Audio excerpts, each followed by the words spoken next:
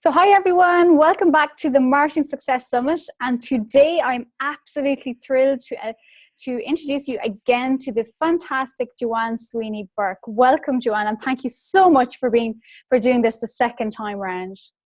Emma, thank you for inviting me and for a second time. I really enjoyed doing it first time round, and I think it's a great concept, and I'm all about sharing my knowledge and empowering people with my little know-how and tips. So I'm glad to be here. Yeah, and absolutely, you do help people. You've got some fantastic reviews the last time. I mean, it was absolutely amazing. And just to remind people then as well that you're CEO of the Digital Training Institute. You have a 15-year career in communications. You've worked as a journalist. You've worked on radio, on stories online, and really, you have a podcast yourself. You've done so much, and I even see you've written for the Social Media Examiner. More recently, I was very impressed to see that you were presenting to the European Union, no less. Yeah. You've been traipsing across the globe in terms of delivering speeches in the States, in Europe, and I mean, it's absolutely amazing what you've been doing. So congratulations. And again, as I said, people should be really delighted to be listening in and to hear your knowledge and to learn from you.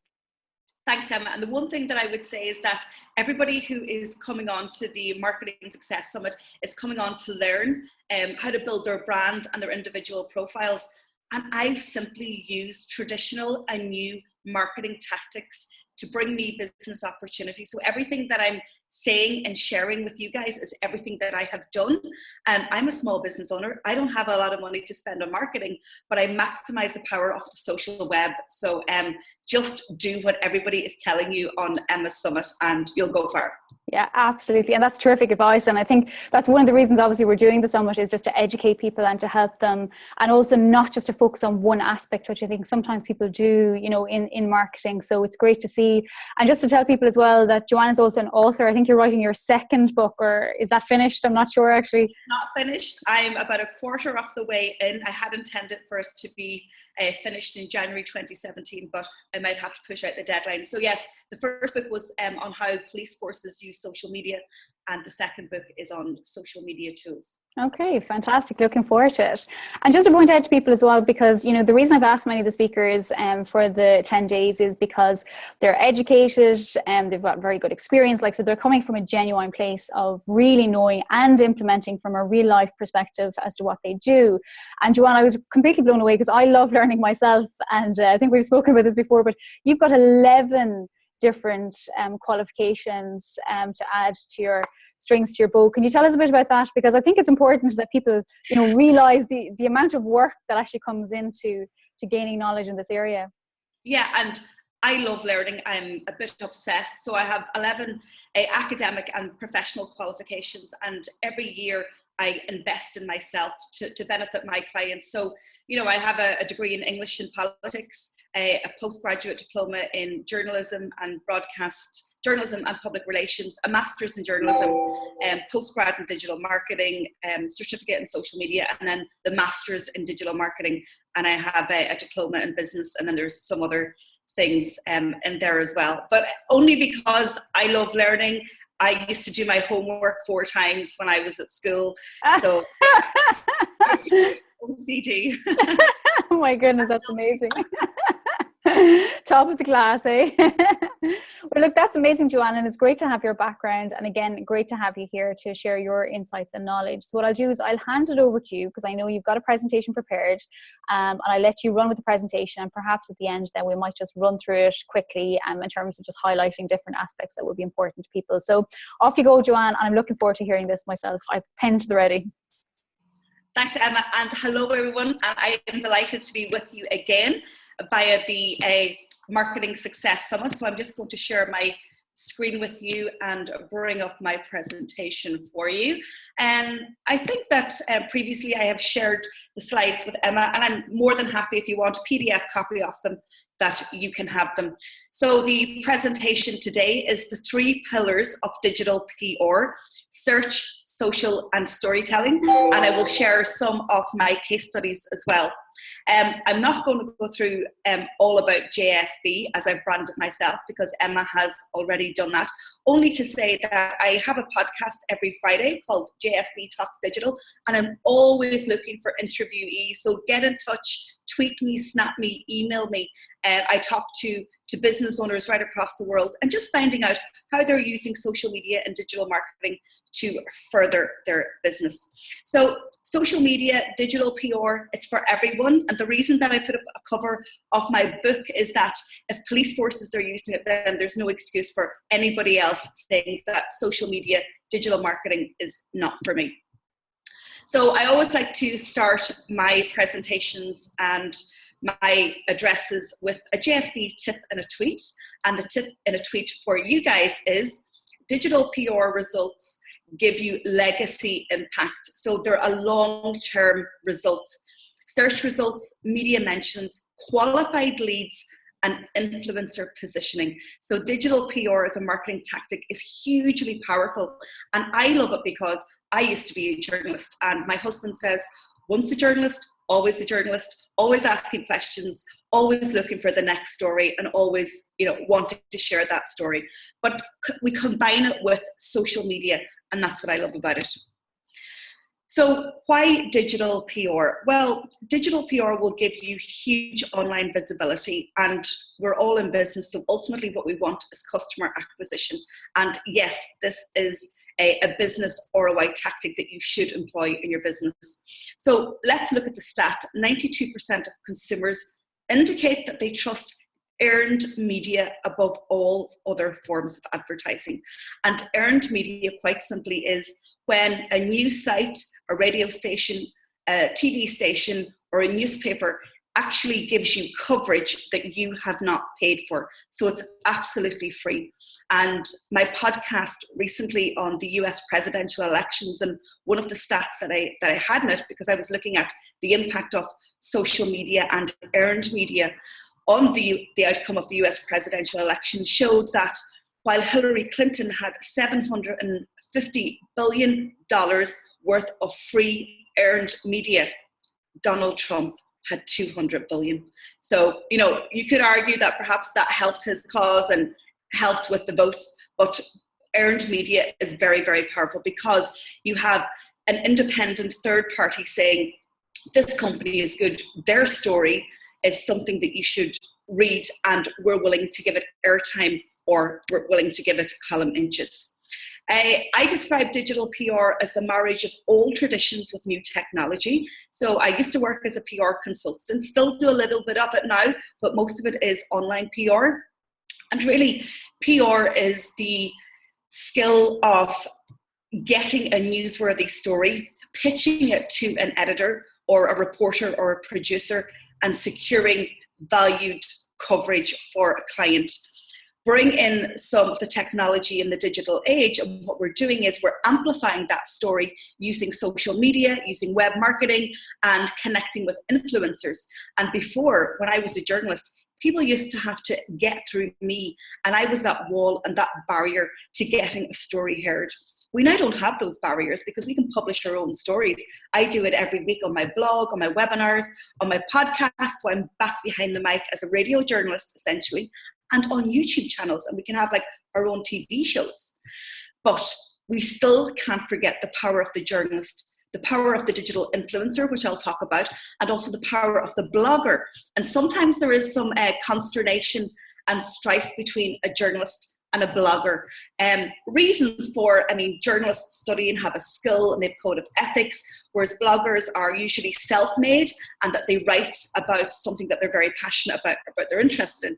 However, in the world of social media and in the digital age, bloggers are hugely influential because they have perhaps huge traffic to their site. And they're also breaking through digital and getting themselves on mainstream media. I don't know about you, wherever you're looking in from today, but certainly in Ireland and the UK, and I watch that traditional media a lot, I see bloggers regularly on panels now. So they're on TV shows, they're on radio shows, they're writing columns in newspapers, so they're crossing that divide. And I shouldn't really talk about a divide, because I think the offline and the online world are now one place that we need to navigate. So digital PR is a tactic to increase brand visibility on online news sites. And whenever I get coverage in a newspaper, the first thing I do is I go to their online website, and see if they've put that print article online, because that's where I get the legacy benefit. So online news sites used to gain valuable media mentions, citations, or high quality backlinks.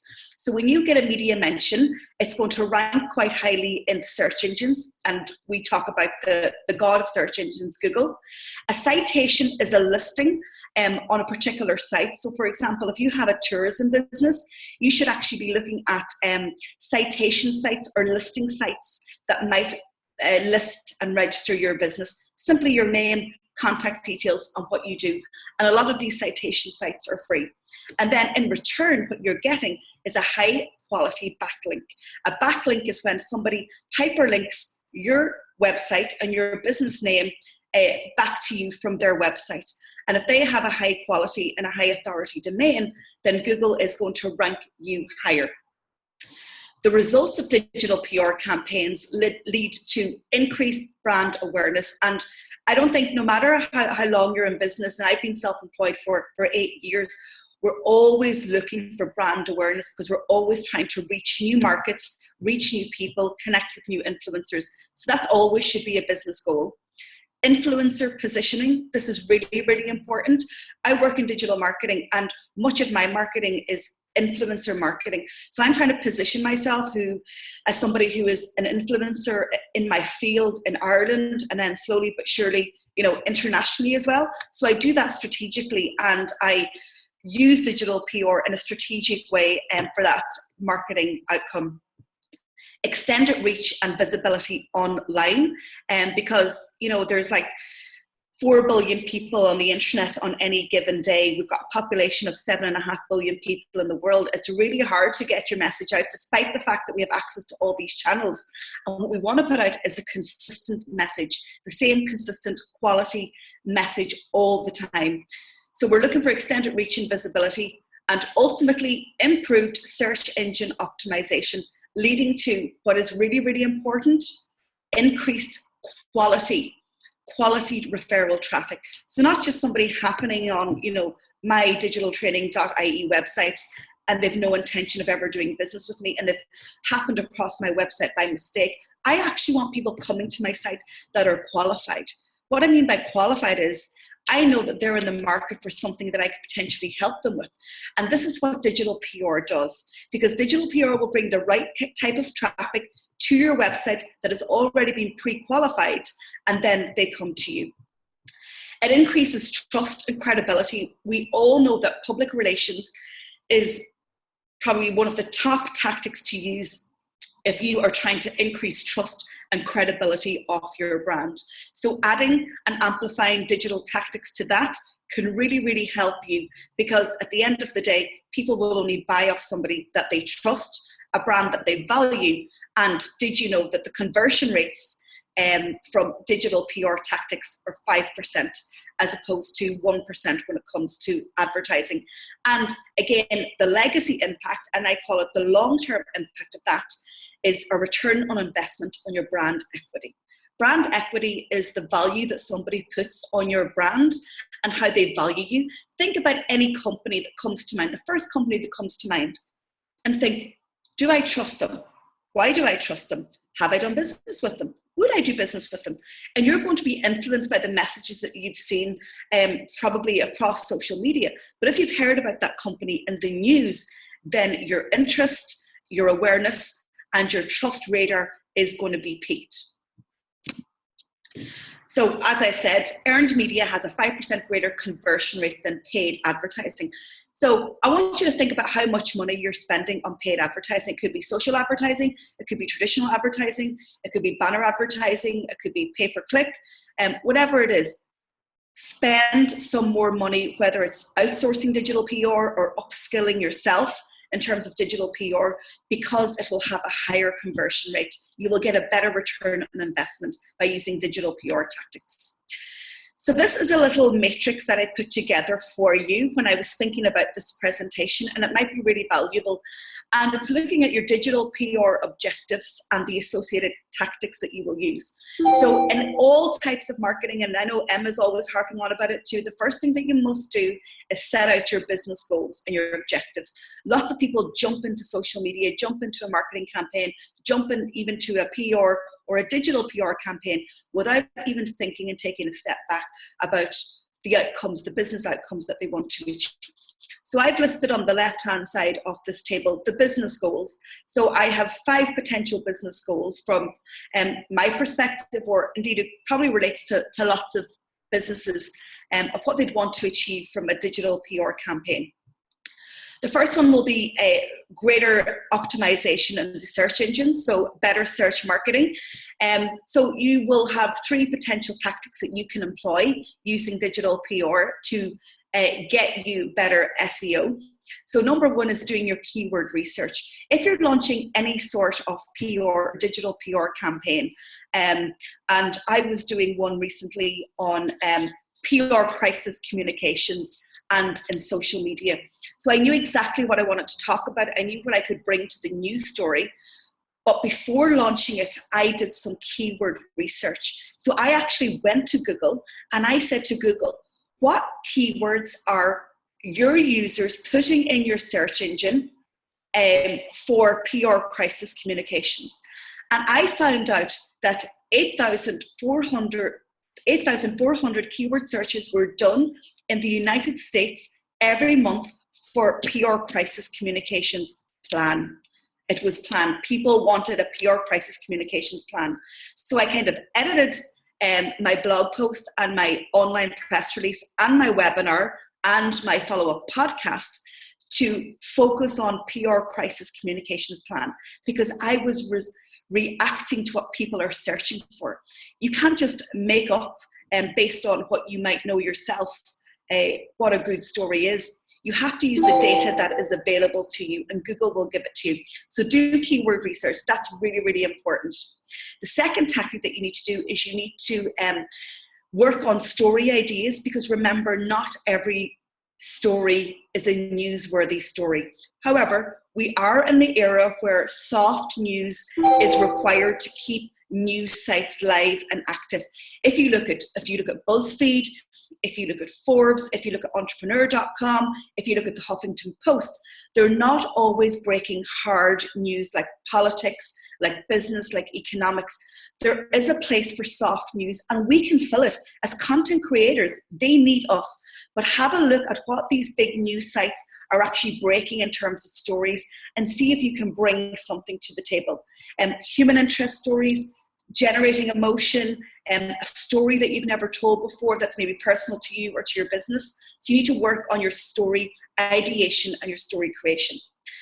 And then the third tactic to improve search engine optimization in a digital PR campaign is producing multimedia content.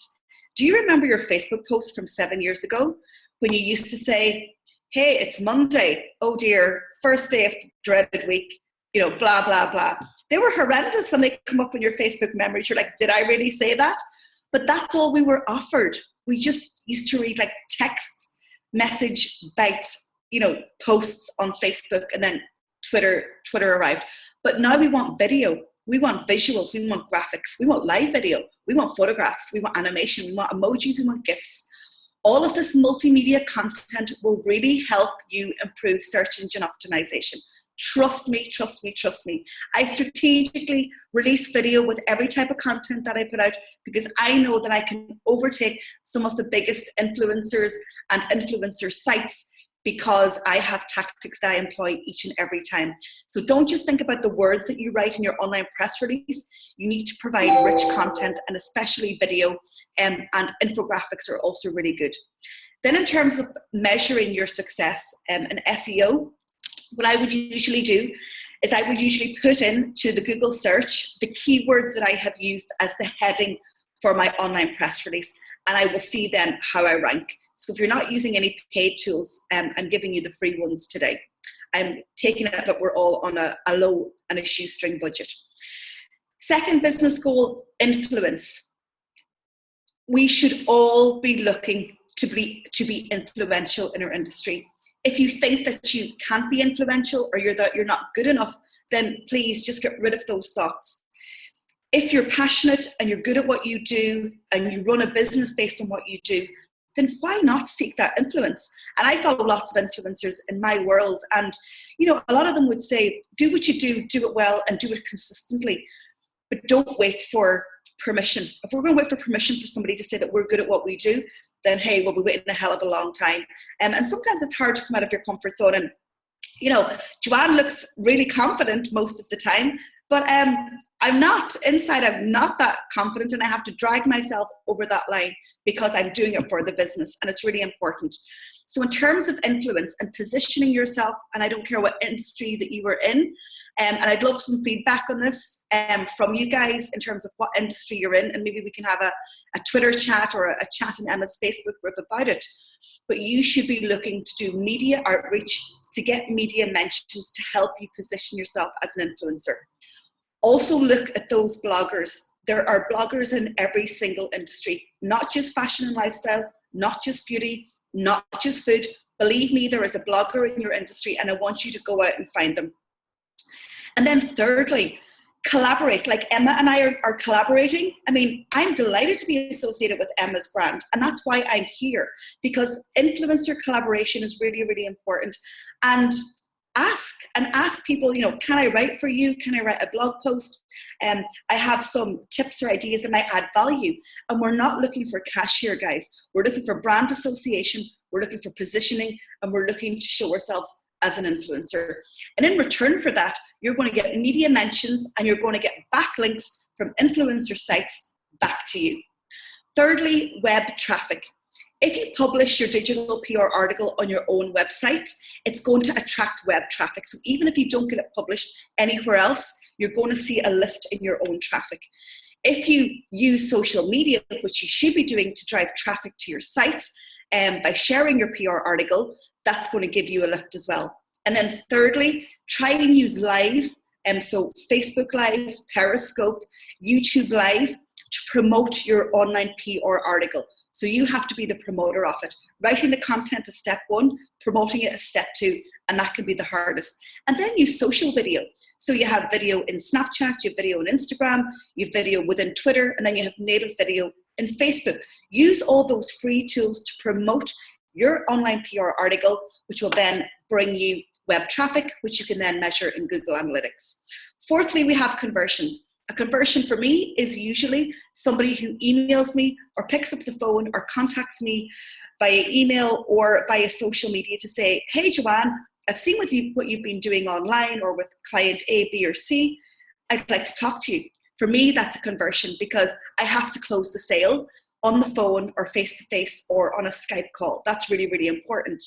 But I know that when they pick up the phone or when they outreach to me, I have 80% of the sale done because they've watched me online, they've seen what I've been doing, and they're interested. So I'm in a really good position then to close the sale. So one tactic that I use in terms of my digital PR strategy is I guest blog post for free for other sites like Social Media Examiner, like Go Animate, like law enforcement and social media sites. And I love doing that. It gives me an opportunity to write. It gives me valuable backlinks. It gets me more traffic, but I'm introduced to a new audience. That's what they're giving me. They're giving me a captive market. It's like Emma's giving me a captive market. When I guest blog posts, I'm being given a captive market who are interested in what I have to say.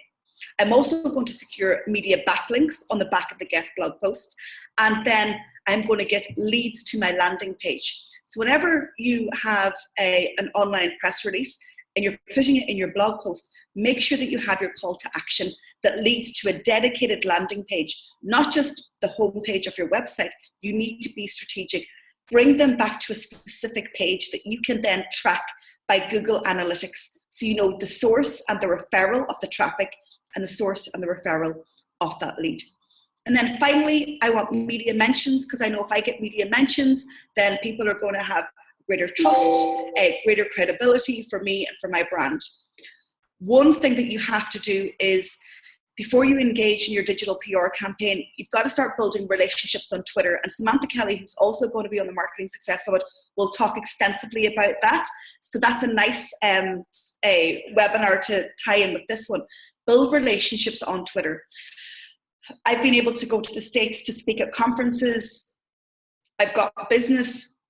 I've been introduced to new networks that have really helped me because of Twitter. And I know people have different opinions on Twitter, but it really is the go-to place for building personal and business relationships. So go there first, connect with the journalists, go to the online news sites, follow their Twitter profiles, connect with the journalists.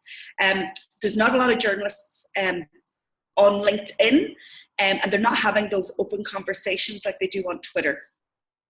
And the third thing that I would say is tell a consistent social media story. I'm always talking about, digital citizenship, digital transformation. So I'm having strategically consistent social media stories because I'm positioning myself in a particular place in the market and I want people to listen. And a Facebook memory came up for me on Thursday of last week, and it was my daughter Sophie and I actually on a prime time, which is a prime time current affairs show on our national news outlet, which probably has, 1 million viewers on a Tuesday night. And I got a call on a Tuesday, and I was at my desk here in the university in Galway in the west of Ireland, and they said, we want you to be in our audience to talk about cyberbullying. And I was like, tonight? And they're like, yeah, can you get on a train and come to Dublin? And I was like, okay, this is an invaluable media opportunity. And I asked, so why are you asking me? And they said, well, we watch your Twitter. We watch you on Twitter talking about it. So I was telling a consistent social media story.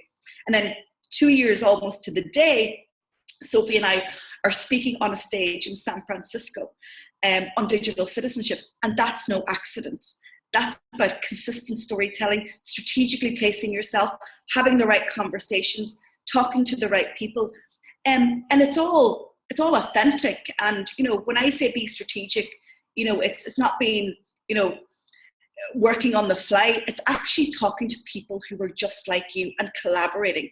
And that's how we as small business owners and as individuals can grow and can scale in the World Wide Web that is so massive. Okay, so then you measure your social reach and engagement. So that's the little matrix. I put it together. Took me about 2 or 3 hours to get it right, but I think it's useful. And it helped me kind of flesh out my approach as well. So here's a digital PR checklist for you. I have a calendar, a content calendar that keeps me on the straight and narrow. And sometimes people ask me, how do you produce so much content? And it's like, well, I have a calendar and I account to the calendar and I deliver based on that. So as a former broadcast journalist, I'm good with deadlines. I like deadlines. So when Emma gave me a deadline, I was going to meet her deadline. But it makes me efficient and it helps me prioritize. Have a digital PR calendar, and your annual PR calendar might only have 4 stories in it. They might be seasonal if you're in retail and around the holiday time.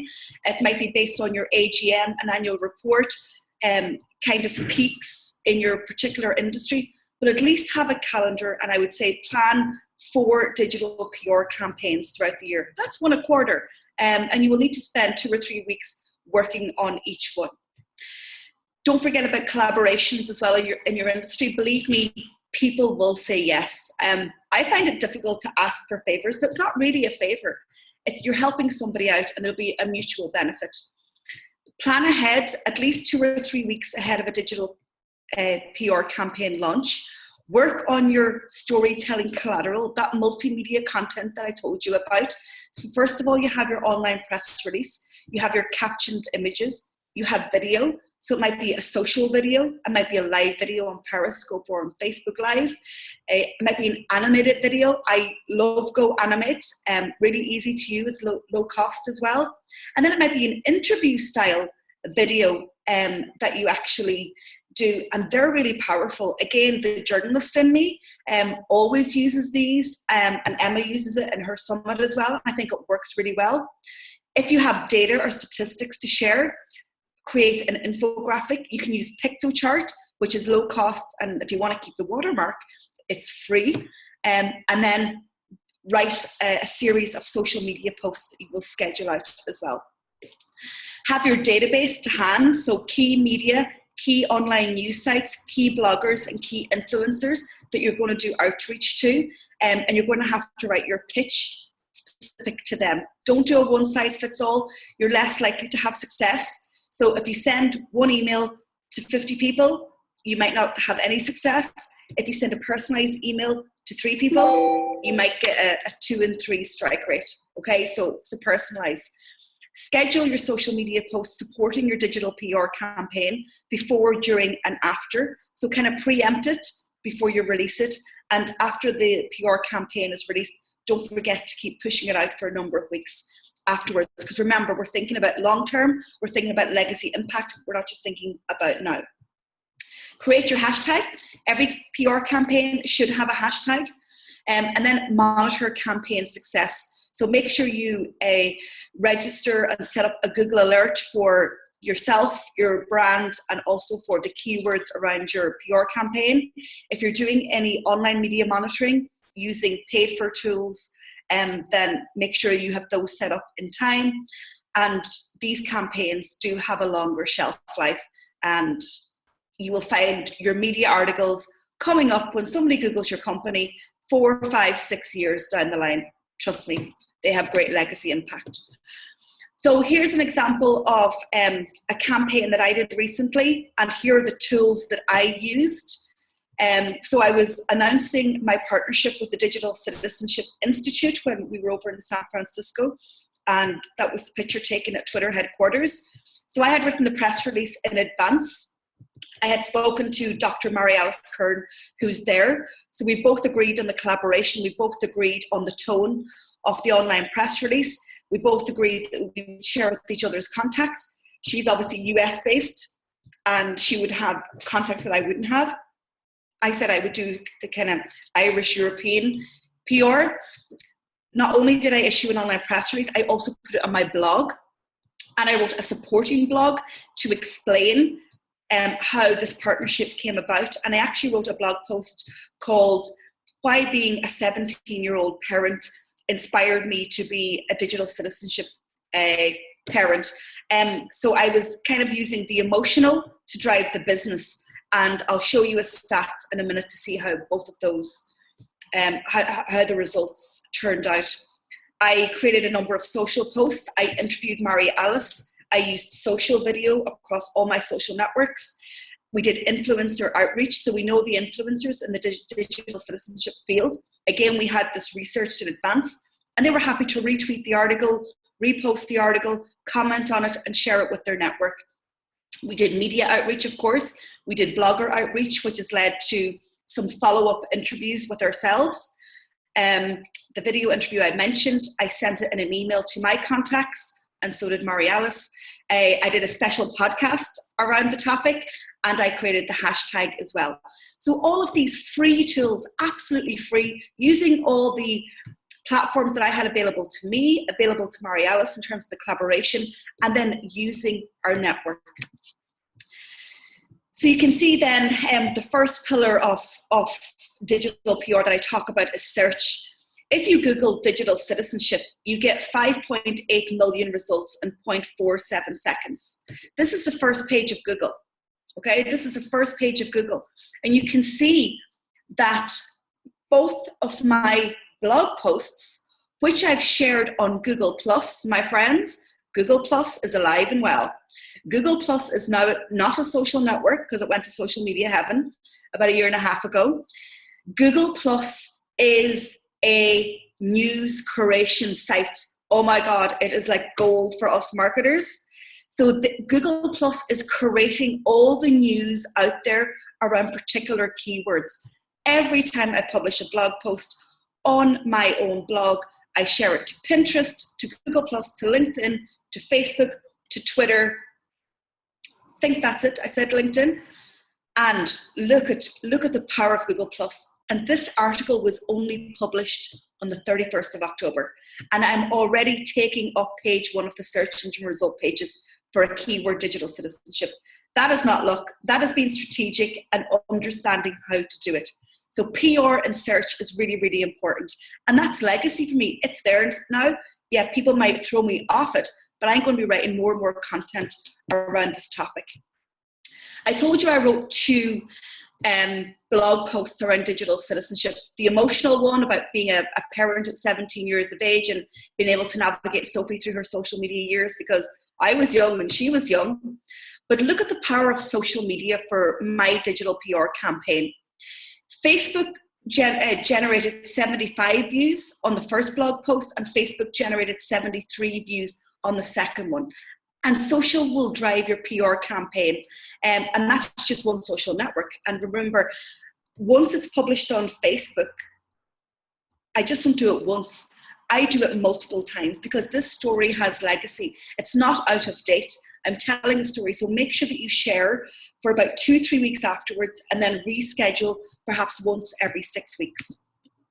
So digital PR and storytelling. This is the third pillar. It's all about stories, guys. And, you know, I say to my clients, it's time to sack me. You know, we need you to tell your story. You need to get front of screen. I can tell you the strategy. I can tell you the tools. I can tell you the tactics. But you have to stop telling me your story so then I have to tell it for you. We have to get front of screen. And this is how we're going to break through content shock and all the noise and connect with those bloggers, those influencers, and those journalists that are looking for stories that matter, okay? It's about storytelling. So you can see here all the tactics that I used. I took a photo. Well, I got somebody else to take a photo of me interviewing 10-year-old Olivia, who gets 1,000 new Twitter followers every month because she talks about digital citizenship for kids. I did an interview with Mariella, so that's the video. I curated all the tweets from the DigCit Summit hashtag that trended in America on Twitter, and I created a Twitter moment. Okay, so I'm piggybacking, and I created my Twitter moment, and that's there to see on my Twitter account, and then you can embed it into your blog post. I wrote a backup blog post. I'm sharing other people's tweets. So as Sophie and I are talking on the stage in Twitter, people are taking photographs of us, and I'm going, brilliant, because I can't take a photograph of myself. And use other people's content, search the hashtag and gather all of that. And you can see there on the screen, it looks like JSB has been busy, and yes, I have.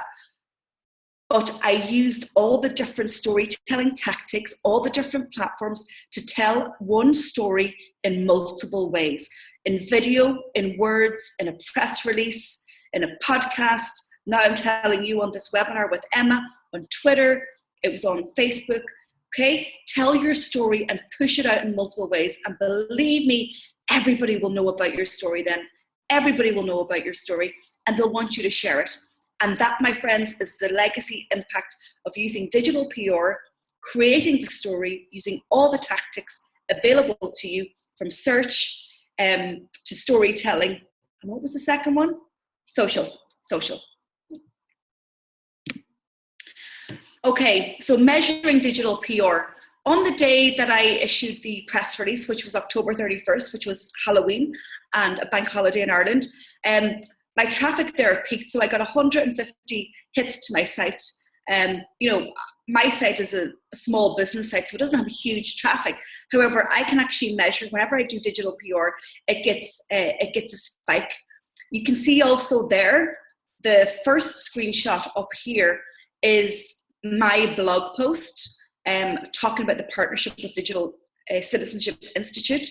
Down below that, you have a media article, and they give me that valuable link back to Digital Training Institute. And then NUI Galway, so the university here where I'm based, also wrote an article about it. And I'm getting 2 valuable media links immediately which Google says are from authority sites, which increases my visibility on the search engines and increases my domain authority. Okay, so that is it. I think we've gone for about 40 minutes. And Emma, ask some questions. Great, that's absolutely amazing. Thank you so much, Joanne. I've been taking notes myself there. Really, really amazing presentation. So thank you. Just want to kind of, I suppose, just go over a couple of points that I was just taking down. There's so much information there, just maybe highlight a couple of things for people. And I love the idea, that it's search, it's social and storytelling, that you're kind of encapsulating all of them, which is great. And also the idea of the legacy impact. Mm-hmm. I think that is really a great way of getting it across in terms of, that we are creating our legacy, that we need to step up to the table in terms of being visible, that in order to create a legacy, it's consistent content creation and putting it out there and doing it strategically. And I love that, where you had the table where, you could literally go through step by step by step so people know exactly what to do. So thank you for that. Other things that just strike me as well is, that you're qualifying leads. So in other words, the reason you're doing it is, you're qualifying people. In other words, there's a specific type, because you're creating the legacy through the content marketing, there's a specific type of person that is interested in what you're doing, is coming to your website and is therefore qualified. And what was the stat you had there? Was it 80%? 82%. 82%. So that's amazing. And I think that emphasis as well on qualified leads, except to randomers coming to our websites. Exactly. We don't want randomers, because they don't add any value, and people get caught up with the vanity metrics and they go, I get 100,000 hits a month. Amazing. That is amazing. But if they're qualified and you're taking them into your funnel, I know my conversion rate, and I know how many calls as a small business owner and how many new clients I can take on in every given month. So I'm happy with my figures, but it's the qualified leads that are important. So yeah, absolutely. Think about those. Yeah, and I think as well, just to bring back, because, I see so many people worrying about likes, comments and shares, but the reason you're doing it is for the qualified leads, and just to not lose sight of that. I think that's a really, really important point. The other things you were talking about, like influencer positioning, I think that's really great as well. I mean, you've done a sterling job yourself on it in terms of, being to the EU, all the different, talks you're doing all over the world, writing in social media, Examiner that you're strategically writing in other people's blogs, like everything that you're doing is strategic. Yes. So it's not just, I'm just amazing, I'm just Kim Kardashian. It's done for a reason, it's done for a business outcome, and it's done consistently, and I always take the long-term view.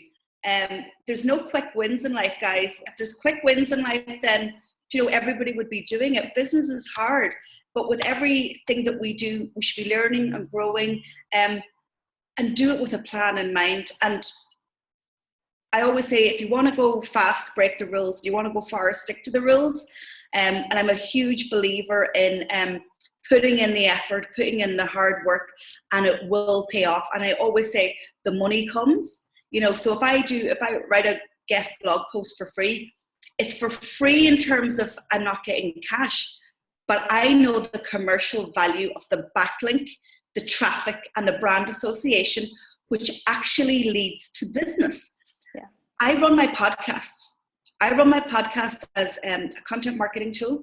I don't make any money from it, but I can tell you that the reason that I've been invited to the EU and to work with a couple of state bodies is because of the podcast. So I'm strategically doing it with a business outcome in mind, because it's marketing me. Yeah, and that's so important for people to realize, so important. And you can all do it. Other things you're bringing up then, which I think are great, are trust. That the reason, again, that you're consistently marketing is you're generating trust in people that know, trust and like you. That's why people buy from you, the credibility, and then your conversion rates go through the roof. Because let's face it, if somebody stops you on the street and even offers you €100, they've done tests like this. People are like, no, I don't, because they don't trust the person giving it to them. And it's the same thing if you meet them and you're like, I'm 50% off, I'm 50% off, or something random sort of thing like that. They're running the opposite direction. Whereas if they get to know you, they start to trust you, they get to like you. And how are you doing this? Through everything that Joanne has gone through in terms of generating content, generating traffic, and being strategic and intentional about what you're doing. You spoke about, again, the legacy benefit, and I love that idea. And I just don't want to go through the whole thing again because people can listen back to it in any case. What was the other things you were saying? 5% greater conversions from earned media. I think that's a great statistic to have. So literally you get greater conversions from earned media. Absolutely. And I think people need to pause and think about that. So that means a bit of work. And as Joanne says, yes, maybe you're doing this stuff for free. We've all done them. I was even doing a podcast interview myself the other day. Yes, I'm doing it for free, but I know I'm being put in front of an audience that's fresh, that's new. I'm starting to get asked onto other podcasts, and each time you're in front of a different audience, and it's the same for everybody. It's not just for Joanne and I, it's for everybody. So be seeking out for these opportunities so that you can get seen, and that 5% greater conversion, in other words, more sales because of earned media. Okay. Digital commercial value. I like the idea of content shock. Yeah, it's true. And again, sorry, Joanne, you go ahead there. If you think about, like, on any given day, we're exposed to 1,500 stories, status updates in our Facebook newsfeed. If you're on Snapchat, you might see, 20 more stories. Then you go to Twitter, then your inbox, you're getting blogs, then you're on news sites. We're not taking the content and we're reading headlines. So what we need to do is we need to get those qualified leads who want to hang around for 20 minutes to listen to my podcast, or 40 minutes to watch this webinar on the Marketing Success Summit, or get to the end of the blog post. That's what we need. We need the right people in our community who will appreciate the content that we are creating. And that's why I don't get hung up on, I'm not a viral sensation with a million followers, but I know the retweets that I get, the Facebook likes that I get, the interactions on Snapchat are from JSB supporters who like what I'm doing, and I love the conversations with them. And similarly, all the content that I consume, I go back to the same places, and that's okay. Create your own community, the people that want to be there, and don't worry about the numbers so much. Yeah. Great. That's terrific advice. Absolutely terrific. Is there anything else you'd like to add in, Joanne, that you can think of off your top of your head, just to kind of sum up? Only to say is use the tactics, use the matrix. I'd love you to tweet me if you have like a burning question. Tweet me at Tweets by JSB.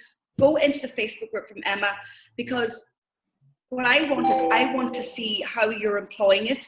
If you have questions, then I'm learning to fill in my knowledge gaps for people like you. And let's have a conversation about digital PR. Let's continue it after this webinar is over, because that's where the value is. And I'm always looking for case studies, always looking for interviewees, and let's just have a conversation. And I am launching my Digital Bites series. So I'm planning to roll out 90 minutes, so 90-minute skills-based training for like $19. I just want to pack a punch and bring people up to speed. And there certainly will be one on digital PR. So you can subscribe or just register your interest initially at digitaltraininginstitute.ie/digital bites. There is another link there for anybody who specifically is in the healthcare sector or in kind of like legal healthcare policing. And that one is /HISI. There's some different courses on that landing page. So $19, 90 minutes. It's going to be rolled out soon. If you have any ideas of any other courses that you'd like to see, just give me a shout. But as Emma and I do, let's just continue the digital conversation. Absolutely. And guys, really jump on this, because as you can see, Joanne is really well educated, experienced. She's very good at delivering this content. It's very easy to consume. She knows what she's talking about. And I mean, if you can do even from the webinar today, if you can, implement what she's talking about, that would be fantastic. And like for $19, which I think is probably what, 14 euros or something like that? Yeah. Give or take. So it's for nothing. So digitaltraininginstitute.ie /HISI, and we can put it in the Facebook group in any case, and people can see it. And that's fantastic. But look, Joanne, thank you so much again, as always, for your fantastic content. I really, really appreciate you being on board. Thank you so much. Thanks for having me. No problem. Thanks. Bye. Bye-bye.